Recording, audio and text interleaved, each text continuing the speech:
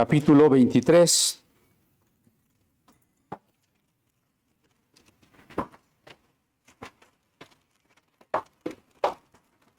Saludos a todos los hermanos a la distancia también. A Víctor y Martita en Pachuca, que nos están escribiendo ahora. A Raquel y Germán allá en Texas. También un saludo muy afectuoso. Hechos 23. Nuestra plática hoy se llama Dios guarda a los que están en su voluntad. Dios guarda a los que están en su voluntad. Hemos insistido en otras ocasiones que estamos en tribulación, que la tribulación no va a venir quién sabe cuándo después del rapto y va a durar un tiempo muy breve, como 7 años o 3 y medio. La iglesia, a lo largo de toda su historia, ha vivido tribulación. Si usted no la siente, no la ve, está muy lejos del espíritu profético. Pero si usted la ve, la sufre, le acongoja, como a Lot, que afligía su alma cada día a las puertas de Sodoma, sabemos también que el Señor nos guarda y nos protege, y con eso no quiero decir que estemos exentos de cualquier enfermedad, accidente o desgracia. Dios no es un amuleto. Lo que quiero decir es que pase lo que pase, cuando nuestro corazón tiene el objetivo principal de amar a Dios, de hacer lo que el amado quiere, de que nosotros hagamos lo que el amado quiere, podemos estar seguros que somos propiedad de Dios, que Él nos guarda y que con nuestra vida ha de suceder lo que Él quiere. Esta es la otra cara de la moneda, porque a veces también he insistido, no todo pasa porque Dios quiere, eso lo hemos dicho varias veces. Sería culpar a Dios de todas las cosas malas que pasan en el mundo, de las cosas tristes y violentas que pasan, por ejemplo, en nuestro país. Culpar a Dios de nuestros pecados. No todo pasa porque Dios quiere. Pero para aquel que le ha entregado su vida a Dios, para aquel que quiere hacer su voluntad, hay la certeza de que su vida está gobernada y está en las manos de Dios. No nos vamos a morir antes ni después de lo que Dios quiere, si estamos buscando su voluntad, no si estamos haciendo lo que nosotros queremos. Si yo estoy en algún momento con una glucosa descontrolada y me como un pastelote de chocolate, además, bien dulce, y me pongo grave porque Dios quiere, Dios dijo o no, yo me lo comí porque yo sentí que Dios quería que me lo comiera. No, estoy hablando de cuando realmente nuestro anhelo y nuestra decisión y nuestra búsqueda es hacer la voluntad de Dios. Y quisiera que desde esa perspectiva podamos pensar en Pablo preso, con los jueces y con el pueblo amotinado tratando de matarlo, con el inicio de un largo viaje así prisionero, camino a Roma, a pesar de que él está sirviendo a Dios, quiere hacer la voluntad de Dios, y a pesar de que un día efectivamente morirá por Cristo.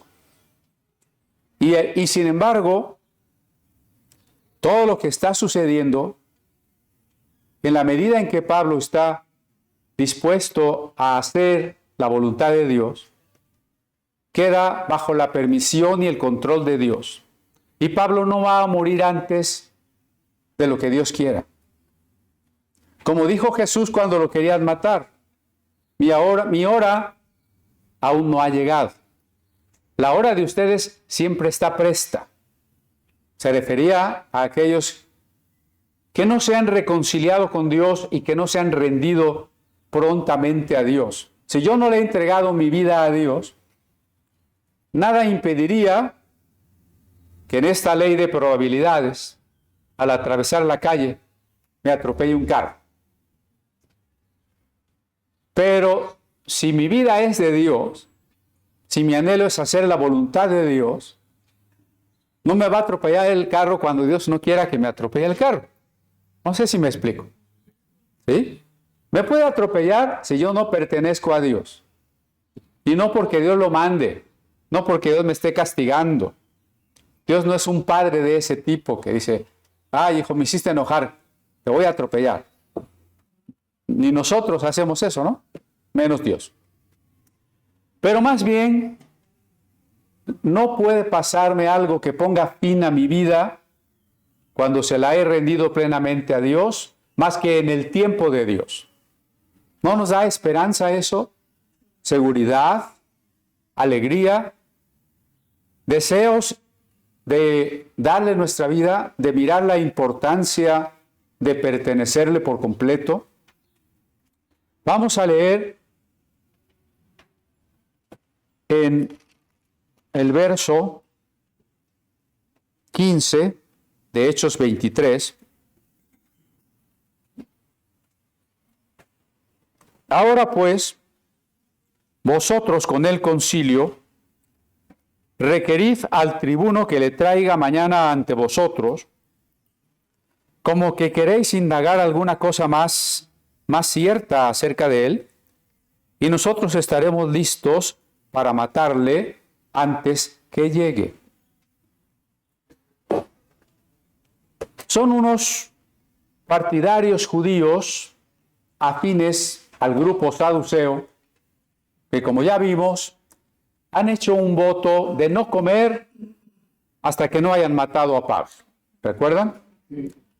La estrategia para tener a Pablo en sus manos, porque ahora está resguardado en la fortaleza Antonia, es que el Sanedrín le pida al tribuno que lo traiga a una audiencia. Y cuando esté en esa audiencia, estos que han hecho la promesa de no comer, se encargarán de cumplir su objetivo de matarlo.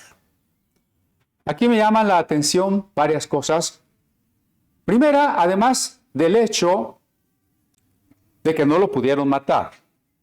¿Por qué no lo pudieron matar? Según lo que acabamos de decir, porque no era el tiempo de Dios. Y si cumplieron su promesa de no comer, los muertos fueron ellos. No es que seamos inmortales, hermanos, no es que seamos invulnerables. Cuando Jesucristo era niño, un ángel le dijo a José, toma al niño y huye. No es que Jesús fuera invulnerable y cuando vinieran con la espada no lo iban a poder matar. Era tan mortal como cualquier ser humano, porque él se había hecho humano, que fue necesario que huyera, ¿no es cierto? Pero no había llegado su tiempo. Muchos niños en Belén murieron, pero no Jesús, porque no había llegado su tiempo. Pero lo que me llama la atención aquí, después de esto, es primero que el deseo de matar y el acto mismo de matar que se ha llevado al cabo muchas veces por razones religiosas. ¿No es esto sorprendente? Aunque ha sido tan común en la historia, no deja de sorprender.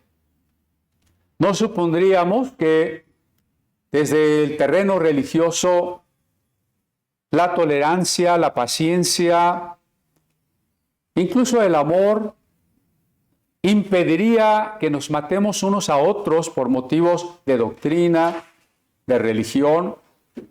¿No habría que suponer eso? Pero no es así. Tristemente, a lo largo de la historia, no solo el cristianismo y no solo el judaísmo, todas las religiones han matado por motivos religiosos. Pero desde la enseñanza de Cristo deberíamos tener claro que no podemos encarcelar, ni torturar, ni matar a cualquier persona por razones de conciencia y por razones de doctrina. Eso tendríamos que tenerlo claro. Pero no ha sido así.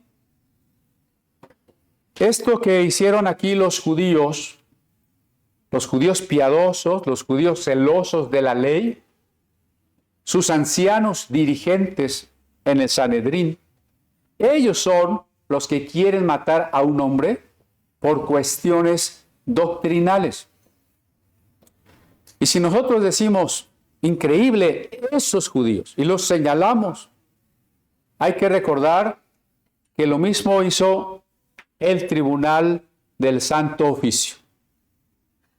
Por poner un ejemplo, ¿no? Porque a lo largo de estos 20 siglos de historia de la cristiandad, podríamos hablar de muchos ejemplos mortales del odium theologicum, pero solo uno, la Inquisición, que con motivos de doctrina, de purificación del alma, de cuidado del rebaño del Señor en contra de las herejías, consideraron válido, especialmente desde la autorización que dio Inocencio III, torturar y matar a todos los herejes, a todos los que pudiesen descarriar a las ovejas de Cristo. Es decir, se justificó la tortura, la prisión y la muerte por razones religiosas. Hace no tantos domingos les puse algunos ejemplos de perseguidos reformados españoles, ¿no? Y del contraste entre aquellos que predicaban la tolerancia. Entonces, no solo es el ámbito judío que persiguió, que ya había matado a Esteban, que ya había mandado matar a Jacobo, es también el ámbito católico romano que persigue, pero es también el ámbito protestante. Situémonos por un momento en la Ginebra gobernada por Juan Calvino.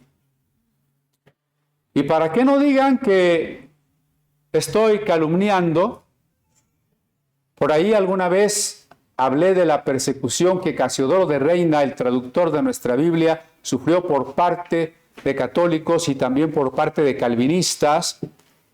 Y algún calvinista reclamó airadamente que cuando los calvinistas habían perseguido. Si le interesa el tema de manera más seria, hay que buscar las actas del consistorio de Ginebra para ver los motivos, los procesos y la cantidad de personas encarceladas, exiliadas, ahorcadas y quemadas por la Ginebra calvinista, ¿no? Entonces, no veamos solamente a estos judíos perseguidores. Tristemente, el cristianismo que no debería perseguir, en muchas ocasiones ha sido también perseguidor. Y tal vez usted diga, sí, pero pues yo qué tengo que ver. Yo no soy de la Inquisición. Yo no viví en el siglo XVI en Ginebra. Sí, pero es una tendencia del corazón humano. Es una tendencia de cada uno de nosotros. A lo mejor, si tuviéramos el poder, haríamos lo mismo, ¿no? Yo pienso en alguno que otro hermano nefasto y digo, yo creo que yo sí lo mandaba a la hoguera. Hay que cuidar nuestro corazón, ¿no? Porque no tenemos que perseguir a las personas. Lutero habló de la libertad de conciencia Y si algo perdió muy pronto el protestantismo fue esa libertad, porque por cualquier discordancia, aunque fuese en una doctrina secundaria, ya quedabas condenado, cuando menos expulsado, si no es que quemado. Es triste. Vemos aquí también una perversión del derecho, una perversión de los jueces. El Sanedrín es el máximo tribunal judío. Está dispuesto a esta estratagema engañosa de traer a un preso y fuera de todo el derecho, permitir que sea asesinado bajo su propia jurisdicción, pero fuera del derecho. Esto nos muestra la perversión. Perversión quiere decir que ha perdido la rectitud, que ha perdido el rumbo del derecho. Tampoco estamos ajenos a ello. Si ciertamente nuestro país sufrió durante mucho tiempo la corrupción de muchos jueces, también hay que decirlo, la solución que hoy se pretende no es solución. ¿Acaso porque usted llene 51 nombres, casillas por ahí de personas que ni conoce, que usted ni sabe la diferencia entre un magistrado de circuito y uno del Tribunal Superior? ¿Por eso se va a solucionar la cosa? ¿Por eso se va a acabar la corrupción? Dígame, a ver si no me llevan ahorita. Los jueces no pueden pertenecer a un partido, cuando menos llévese eso, porque la condición para un juez es la imparcialidad. Y eso lo dice la Biblia. El juez no puede favorecer al pobre por ser pobre, ni al rico por ser rico. El juez no puede aceptar cohechos, ni siquiera regalos, para que no se pervierta. Eso está muy claro en la Biblia, ¿no?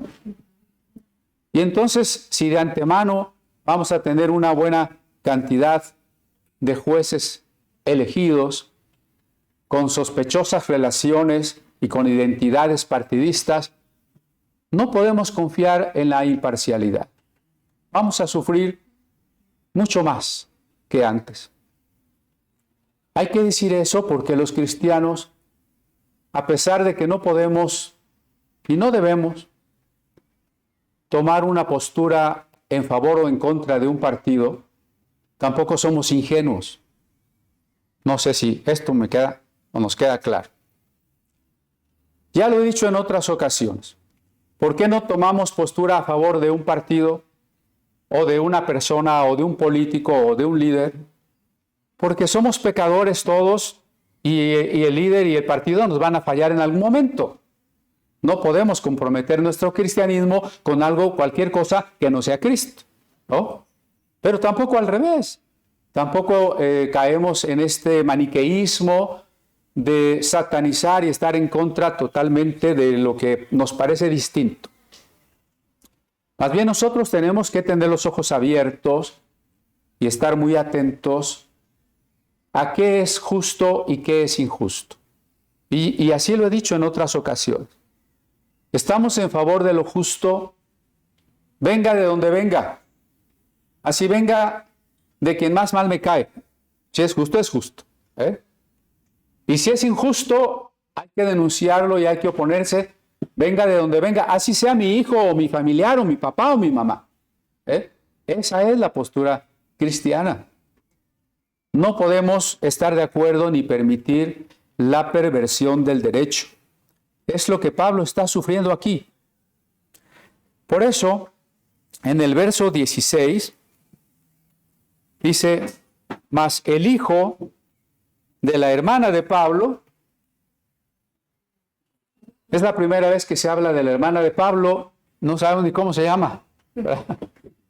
El hijo de la hermana de Pablo, es decir, el sobrino de Pablo, oyendo hablar de la celada, fue y entró en la fortaleza y dio aviso a Pablo. Es decir, Pablo tenía ciertas concesiones, como por ejemplo recibir una visita. La visita de su sobrino que le dice, este es el plan que el Sanedrín ha aceptado. Y Pablo, dice el verso 17, llamando a uno de los centuriones, dijo: llévate a este joven ante el tribuno, porque tiene cierto aviso que darte. La estructura del ejército romano era en legiones de aproximadamente 5,000 soldados.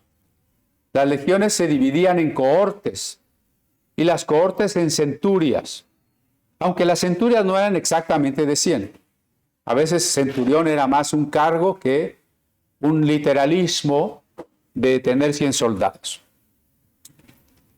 Entonces Pablo le pide al centurión que lleve a su sobrino ante el tribuno, es decir, ante el encargado de la guarnición que debe de guardar el orden en Jerusalén.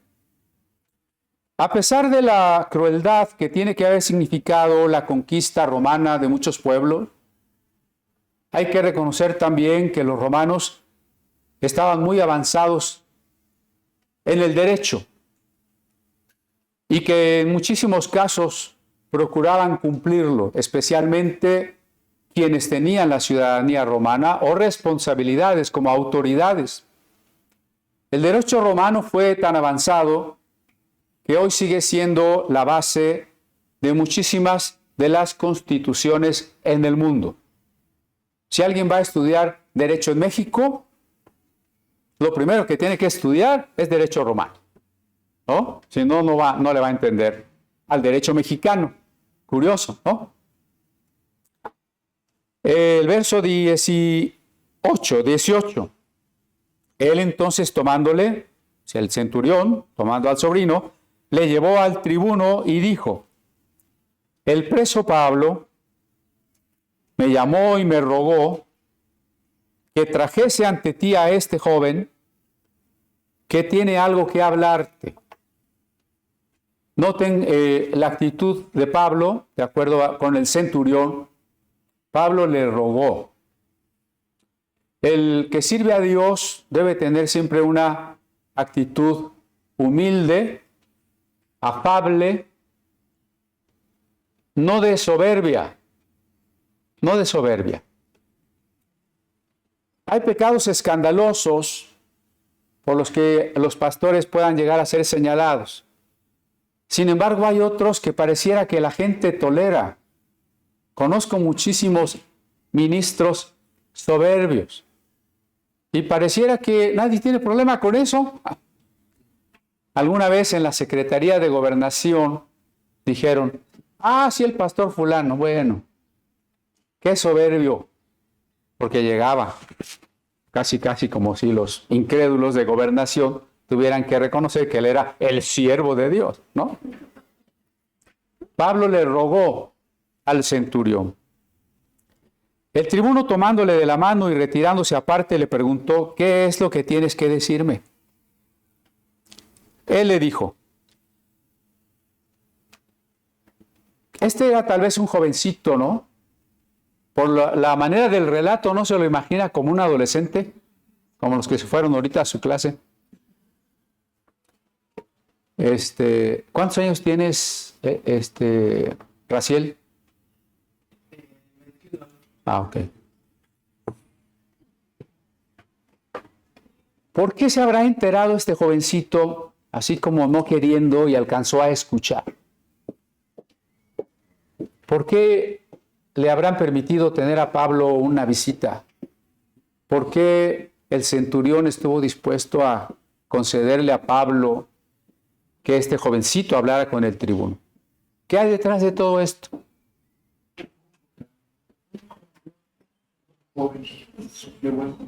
La mano de Dios.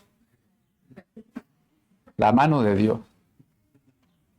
Fíjense cómo pregunté. ¿Por qué se habrá enterado este joven? ¿Pura casualidad? Otra vez, consideremos el equilibrio entre las dos caras de la moneda. No es que Dios va a venir a cada rato a solucionarnos todos los problemas. Eso lo hemos dicho varias veces. Esta idea de que yo decreto que este problema se soluciona y reprendo este otro problema para que se vaya al Hades es superstición. Hemos insistido en que Dios no está interesado primeramente en resolver nuestros problemas, sino en transformar nuestro corazón. La mayoría de las ocasiones Dios no interviene. A ver si así me puedo explicar mejor. Muchas gracias. La mayoría de las ocasiones Dios no interviene.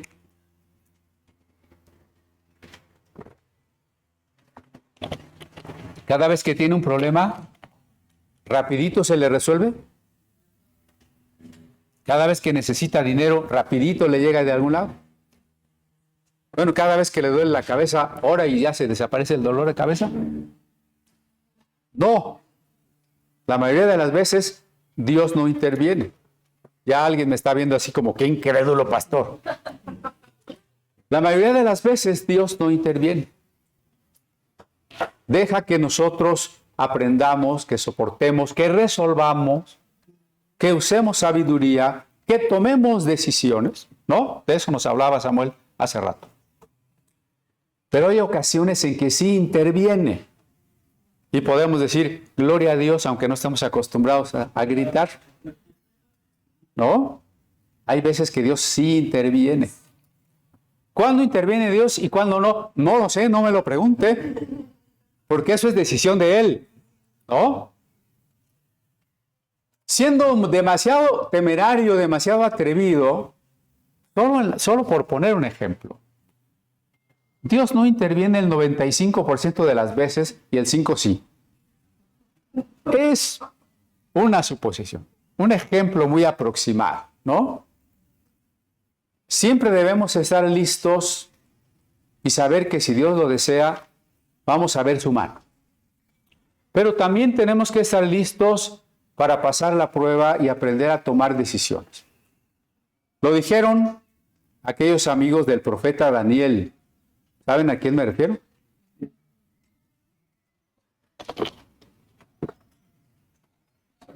A los que les dijeron que adoraran la estatua.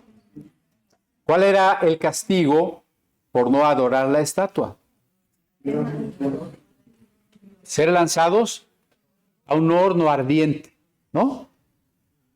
Y entonces, cuando el rey les advierte, los amenaza, los conmina, ellos contestan: ¿sabe, oh rey, que nuestro Dios nos librará? El 5%. Pero que si no nos librara, de todas maneras no vamos a adorar la estatua. ¿Por qué digo el 5%?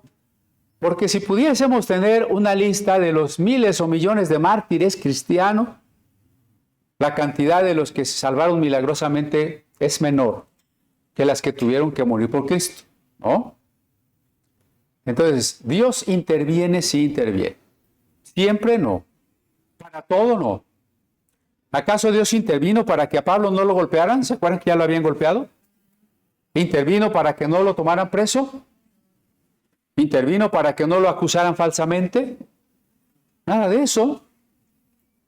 Y tal vez Pablo estaba esperando que Dios interviniera.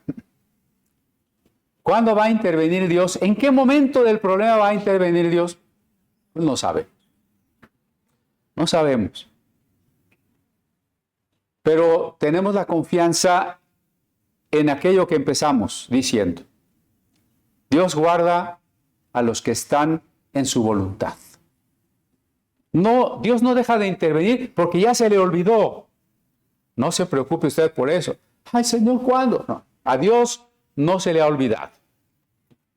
No hay que malentender una expresión del yavista cuando dice, y Dios se acordó de Noé.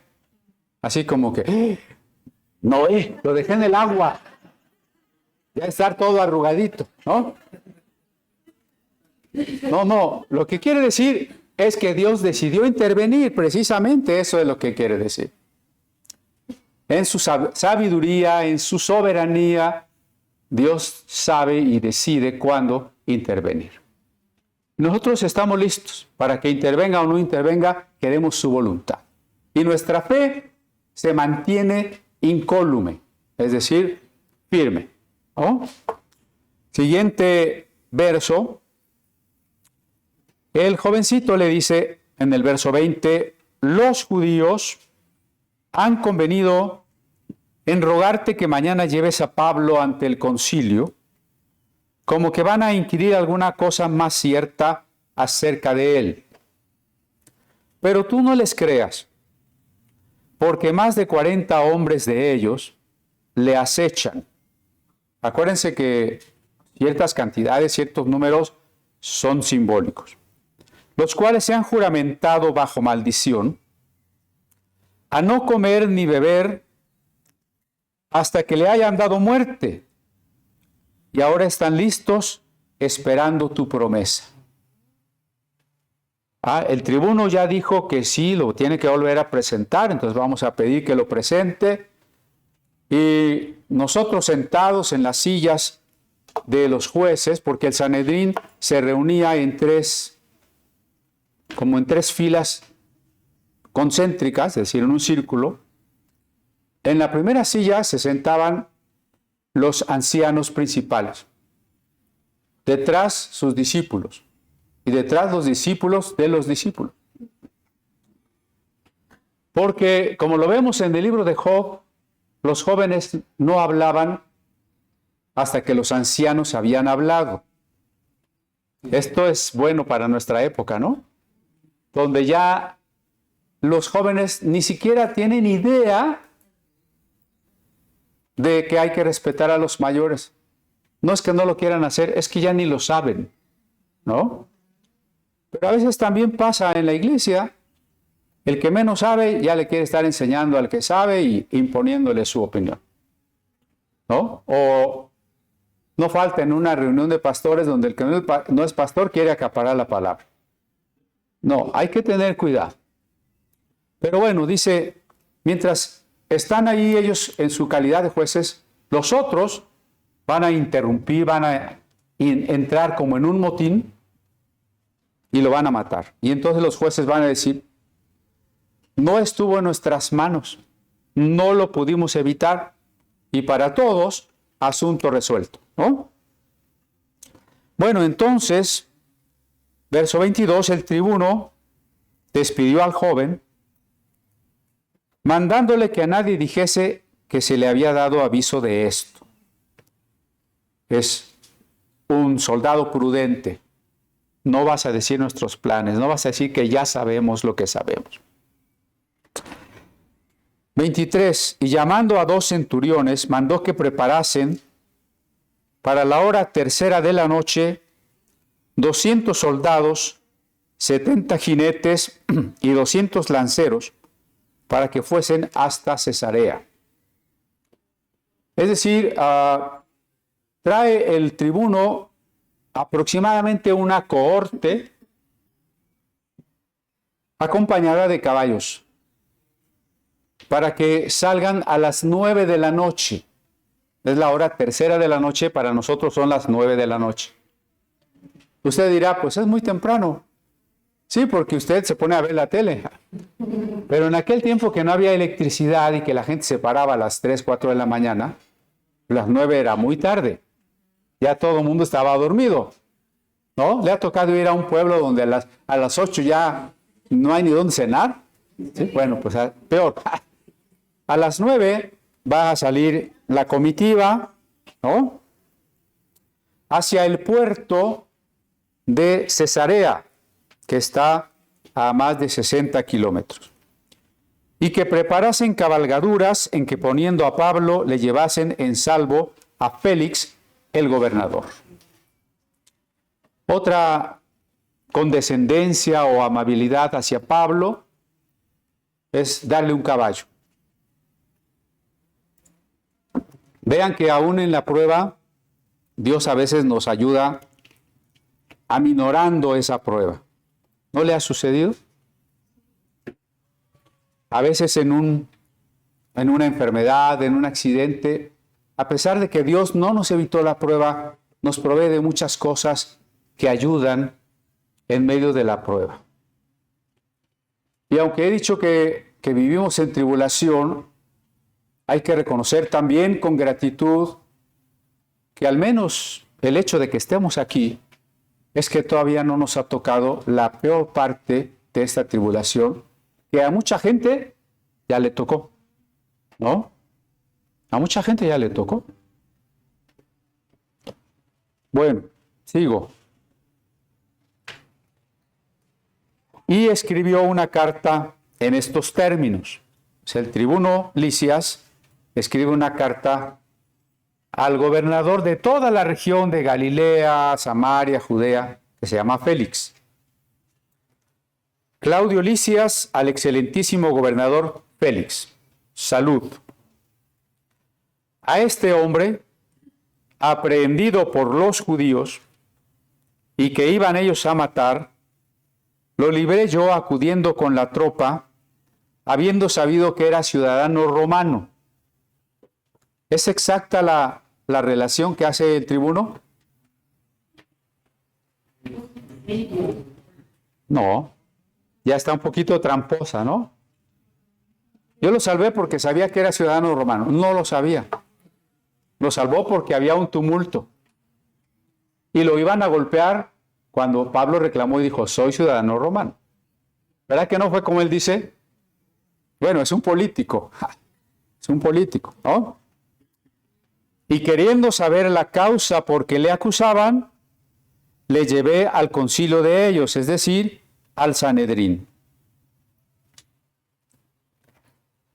Y queriendo saber, verso 29, y hallé que le acusaban por cuestiones de la ley de ellos, pero que ningún delito tenía digno de muerte o de prisión. Interesante que una persona que no sabe de religión judía pueda comprender que todo el pleito es por cuestiones doctrinales. Y cuando dice, no encontré en él un delito, es decir, la tipificación clara de un crimen,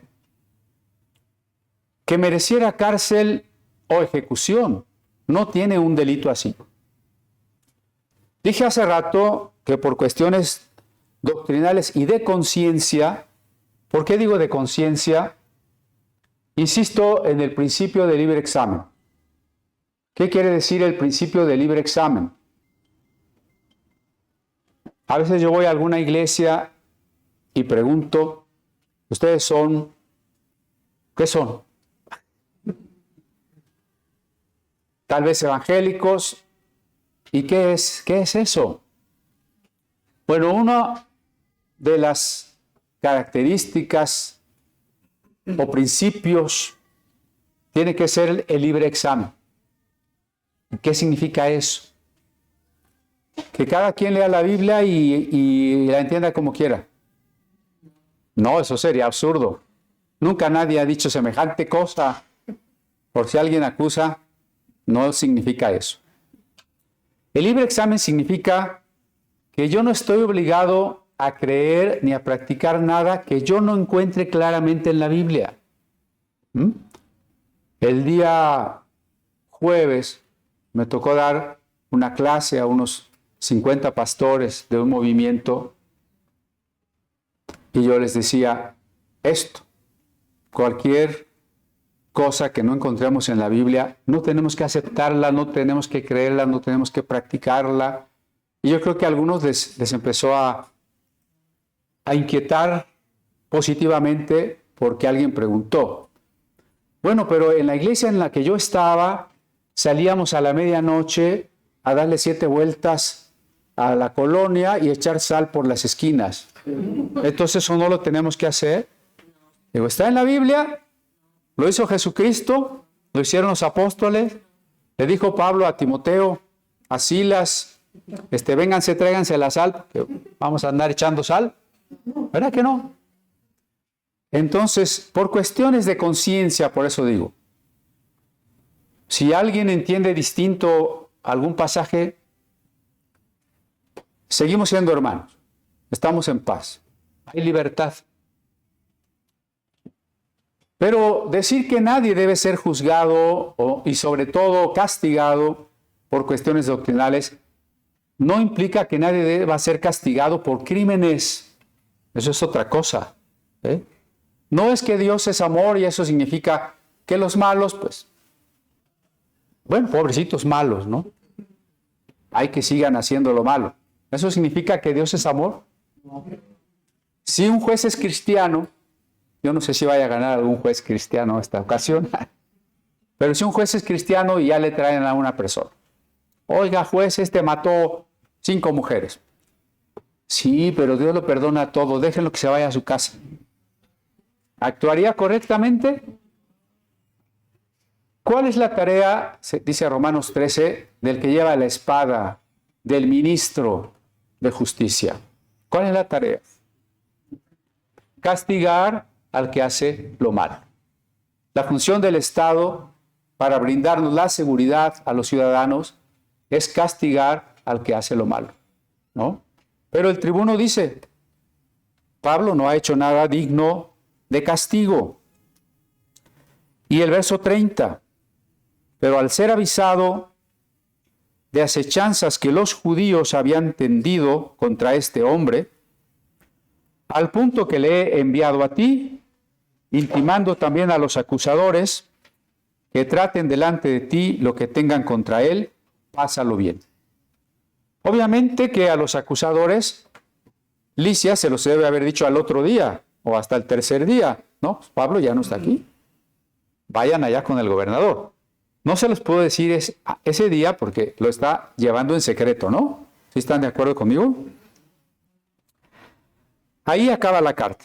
Y en el verso 31 vuelve a narrar, y los soldados, tomando a Pablo como se les ordenó, le llevaron de noche a Antípatris, un pueblo a medio camino entre Jerusalén y Cesarea.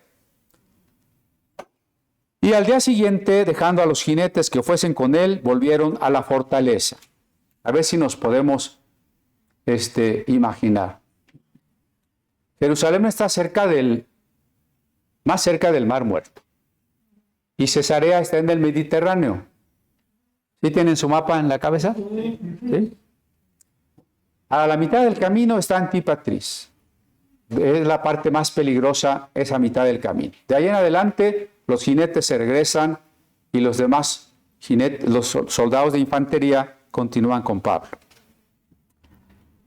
Verso 33. Cuando aquellos llegaron a Cesarea y dieron la carta al gobernador, presentaron también a Pablo delante de él. Y el gobernador, leída la carta, preguntó de qué provincia era, y habiendo entendido que era de Cilicia, le dijo, te oiré cuando vengan tus acusadores, y mandó que le custodiasen en el pretorio de Herodes. ¿Cuál era la intención de Félix? ¿Solo aplicar el derecho de escuchar a las dos partes?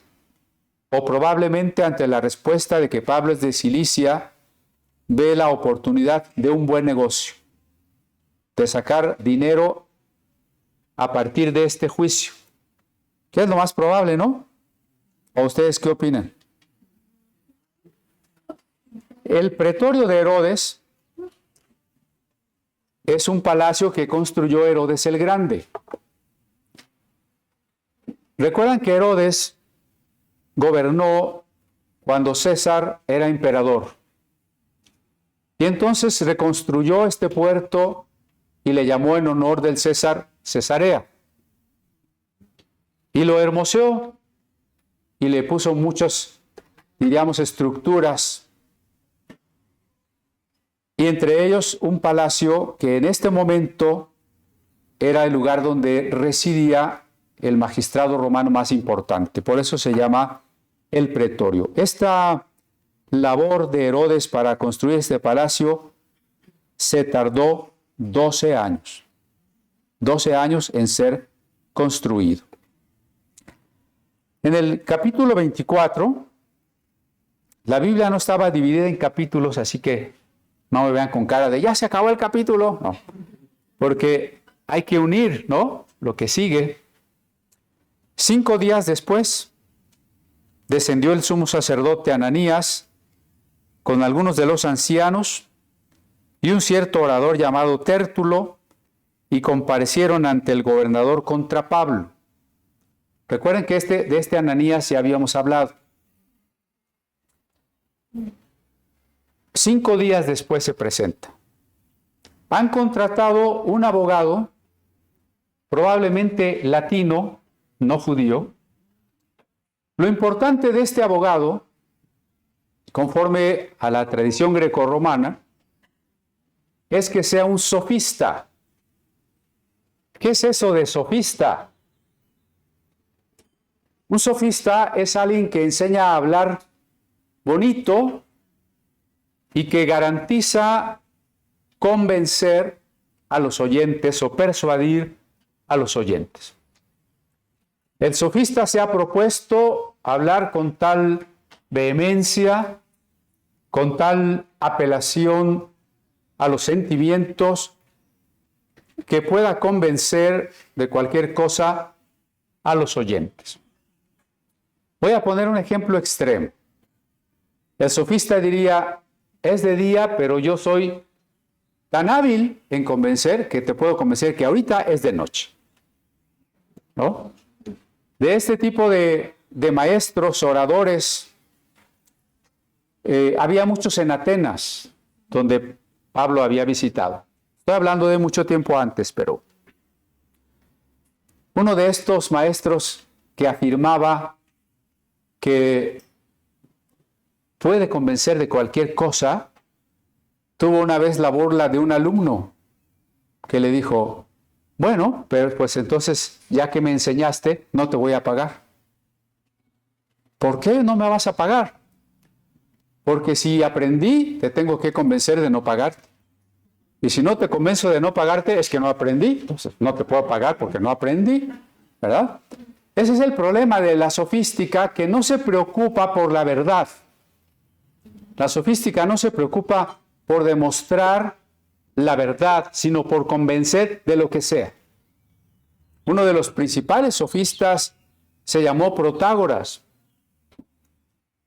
Y Sócrates precisamente discutía con él porque le preguntaba qué enseña la sofística. Y él decía, la sofística enseña a convencer. ¿Pero a convencer de qué? De lo que sea. Y la verdad no importa, porque el hombre es la medida de todo. Si para ti es bueno o para ti es malo, está bien. ¿Por qué hablar de filósofos sofistas de hace 25 siglos? ¿Por qué cree usted? Porque es lo que está pasando hoy, ¿no? Es lo que está pasando hoy. Este relativismo en el que vivimos, que predica exactamente lo mismo en los textos de primaria de los niños. Estaba platicando con algunos profesores, inspectores de maestros, lo que les obligan a enseñar. Es un relativismo absoluto. La nueva escuela mexicana. Es una confusión, una ensalada terrible. Pero no solamente allí, en las universidades, en todas las ideologías, donde no hay verdad, no hay bien, no hay justicia. Hay lo que tú quieres, lo que tú sientes, lo que tú deseas. El libre desarrollo de tu personalidad, lo que es contradictorio, ¿no? Porque con eso ellos quieren decir que cada quien sea como se le dé la gana. Y evidentemente eso no es libertad, porque es una esclavitud de la ignorancia y de las pasiones, ¿no? Pero bueno, este Tértulo es un sofista. Él quiere convencer al gobernador Félix de que hay que matar a Pablo. ¿Por qué no fue Ananías o alguno de los rabinos instruidos en las discusiones?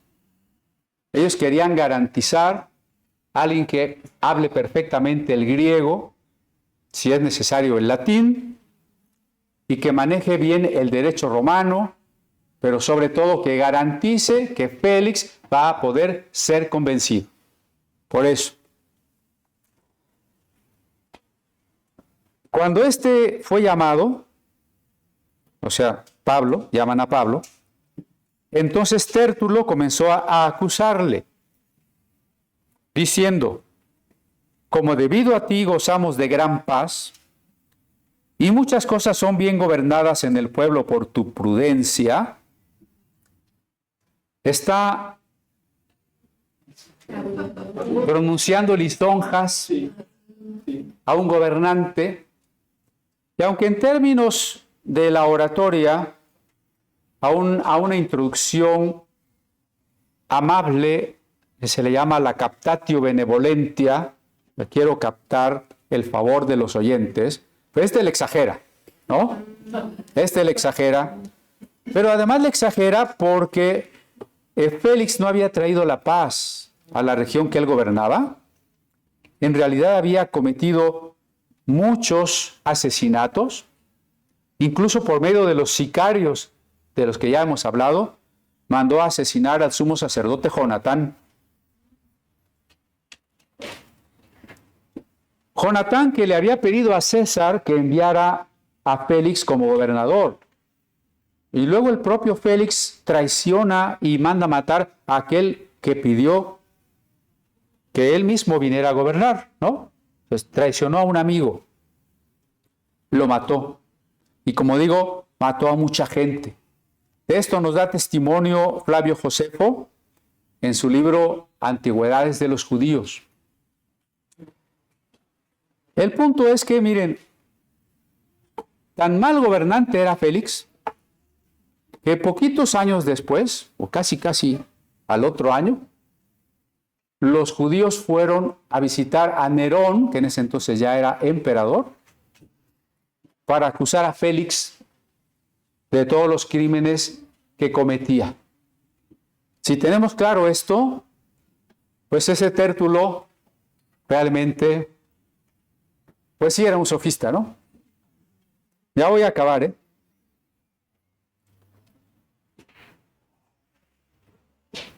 Oh excelentísimo Félix, lo recibimos en todo tiempo y en todo lugar con toda gratitud, ¿no? Porque por no molestarte más largamente, te ruego que nos oigas brevemente conforme a tu equidad.